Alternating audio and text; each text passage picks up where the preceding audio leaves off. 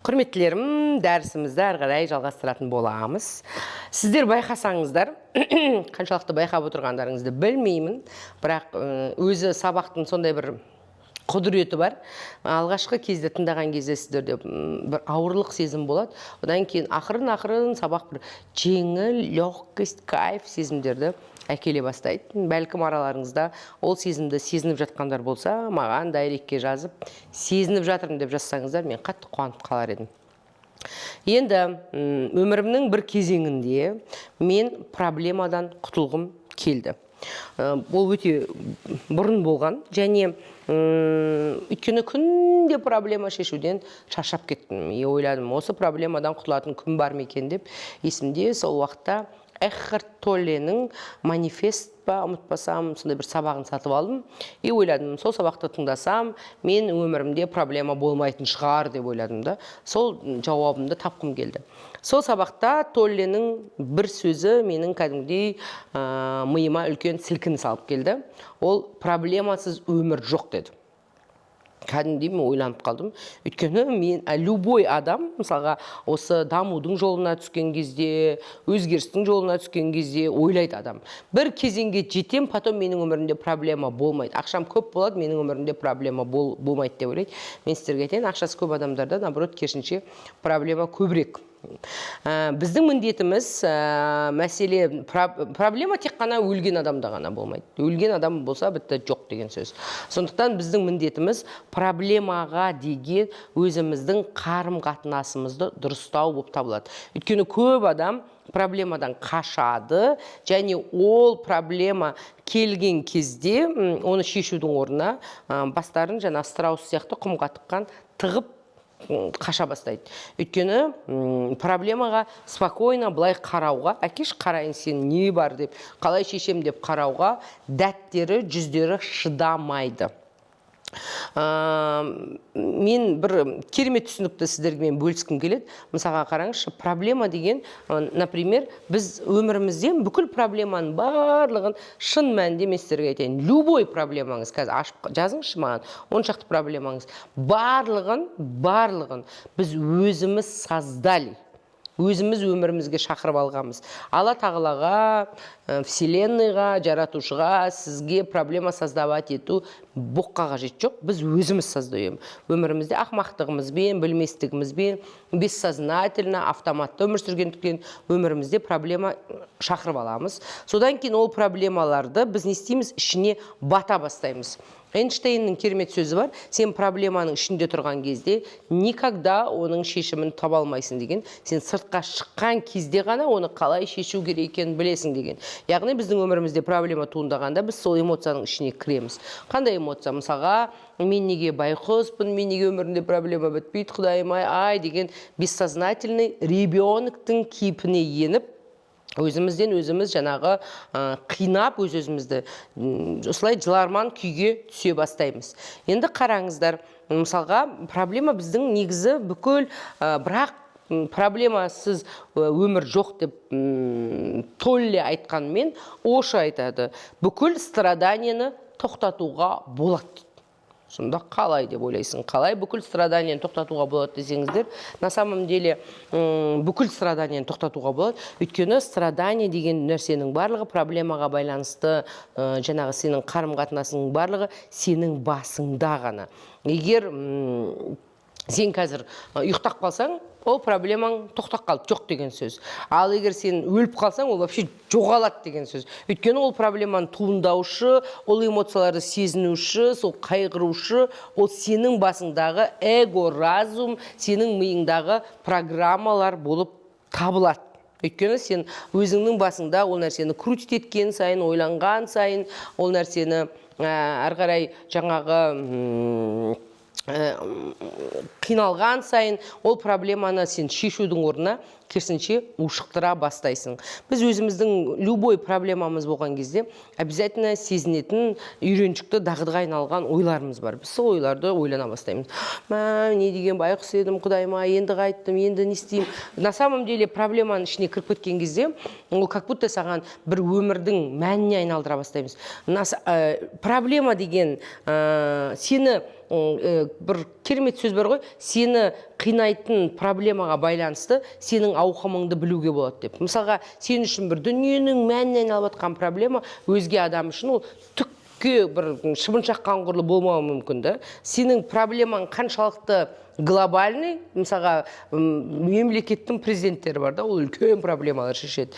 Планетаны қорғап жүрген адамдар бар. Ол планетарлық проблема шешеді. Ал біз болмайтын дүниені үлкен қып, кәдімгідей өзімізден жоғары қып ұлғайта бастаймыз. Оны неғұрлым біз ұлғайтамыз, соғұрлым бізге оны шешу әлдеқайда қиын бола бастайды. Шын мәнінде проблеманы кішірейткен кезде ғана сіз оның шешімін таба аласыз. Сондықтан любой сіздің өміріңізде болып жатқан проблема кезінде өзіңіз накруткамен айналыспаңыз. Накрутка деген не? Біз сол нәрсені 24 сағат ойымыздан кетірмей, кәдімгідей 24 сағат айналдыра беру, сол нәрсені ойлана беру, сол эмоцияны сезіне беру. Яғни өзімізді өзіміз желкемнен ұстап, кәдімгідей тұңғиыққа, құдыққа батырып жатқан сияқты сезіммен өмір сүреміз. Подсознание может все деген кітаптың авторы кім еді? Джон Кеханың керемет сөзі бар. Яғни сен проблеманы ойланғанша дейді, оны шеш, жаңағы ол нәрсеге байланысты қайғырғанша дейді, лучше сен жаңағы ақшасыздықты ойланғанша, қарызды ойлап қайғырғанша дейді, лучше одан шығатын жолды ойласаң әлдеқайда дұрыс болар еді деген. Бұл қарапайым қағида болғанмен көп жағдайда біз осы қағиданы өмірімізде қалыс қалдырып жатамыз. Біз лучше проблеманың ішінде қайғыруды көбірек ойланамыз да.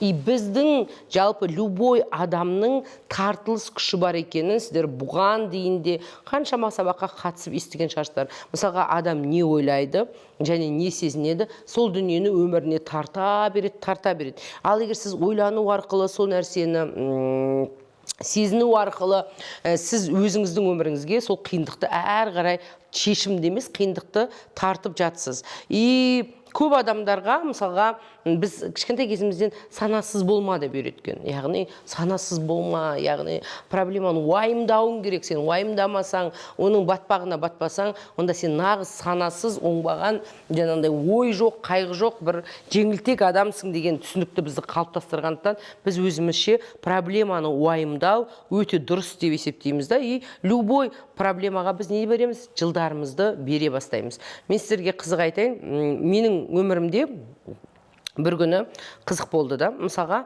менің өмірімдегі частый проблема, который энергиямды алатын, сол моменттерде ақшаға байланысты болды. На самом деле, біздің проблемаларымыздың басым бөлігі ақшаға байланысты проблемалар тұрады. Есімде, сол кезеңдерде менің наставнигім маған сенің проблема энергия затратына ғой, энергияңды алатын кәдімгідей 30 нені жаз деді. 30 пунктты жаз деді. Мен энергиямды алатын нау деп кәдімгідей 30 пунктты толтырып шықтым. Содан кейін ол айтты, енді әрбір пунктқа 1 мен 10-ның ортасында бал қойып шық деді. Қаншалықты. Сөйтіп мен қаншалықты маңызды екенін, 1 десе аса маңызсыз, 5 десе орташа, 10 десе, 7 десе қаттырақ маңызды деп бал қойып шық деді. Мен 30 проблемамды жаздым, кәдімгідей мен энергиямды алып отқан, өміріне түңілдіріп отқан, үнемі жаңағы мені мазалайтын энергия затратный. Сосын әрқайсының шетіне балын жазып шықтым. Сосын жазып шыққаннан кейін ол айтты, енді соның ішінен 7 мен 10-ның ортасында бал қойылған дүниелерді бері қарай суырып ал да, қалғанын лақтыра сал деді. Қалғаны, значит, маңызсыз. Сен өзің оған маңызды беріп отырсың. Енді ең маңызды дегендерін суырып ал десем, 5-еуін суырып алдым, 5-еуіне мен 7 мен 10-ның ортасында бал қойған екем, қалған 25-і маңызсыз. Сонда сол 5-еуінің барлығы тек қана ақшаға байланысты болып тұр ғой. 5-еуі сол кезде менің көзім жетті. Жалпы 30-ның барлығы ақша ғой. Шын мәнінде көзім жетті, что менің проблемаларымның тек қана ақшадан ғана туындайтынын. Қалған, енді мен соныған өте қатты энергия беретінімді түсіндім. Қызық айтайын сіздерге. Бір күні менің қызымның оқуын төлеу керек болдым.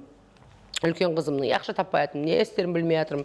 И настолько любой проблема бізді не істейді? Стресске түсіреді. яғни кәдімгідей тело, мысалға Джо Диспенза өзінің сабақтарында айтады, например, антилопаны жаңағы жыртқыш аң қуса дейді, или елікті қусын мысалға қуса жыртқыш аң, елік кәдімгідей сос деген программасы көтеріледі да, ойбай ана аң қуып келе жатыр дейді, арыстан қуып келе жатыр деп қашады.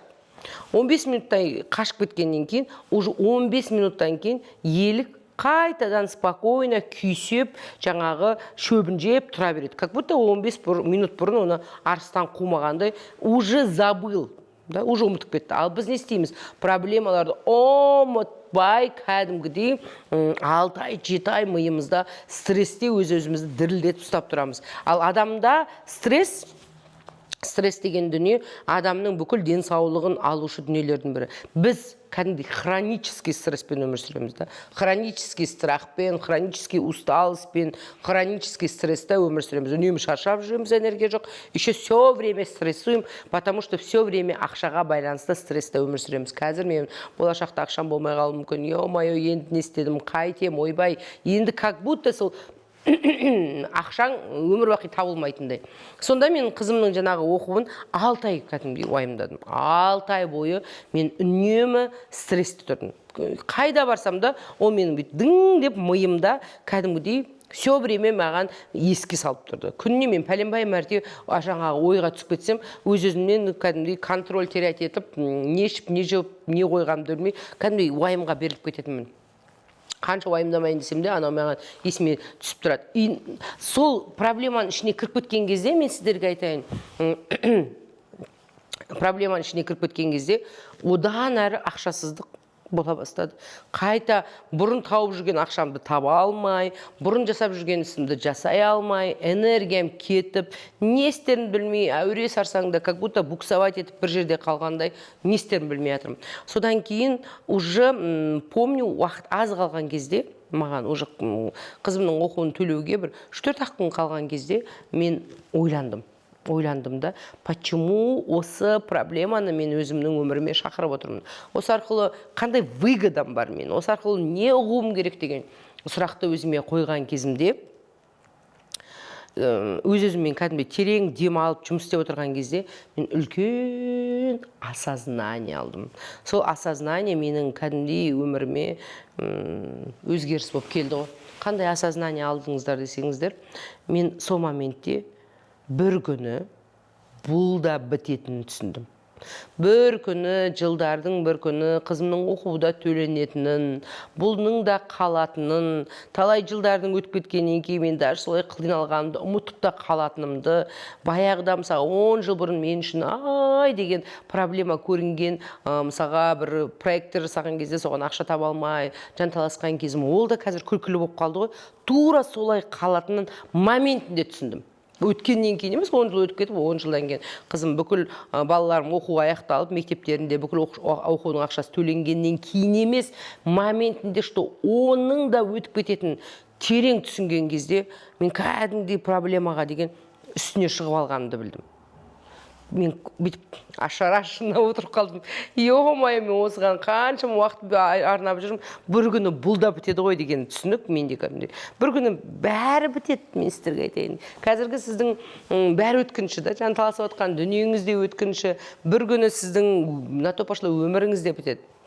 На то пошло сіздің ғұмырыңыз да бітеді. И біз қаншалықты осы ғұмырды жаңағы жанталасуға, қайғыруға арнап жүрміз да. Мәселе соған байланысты.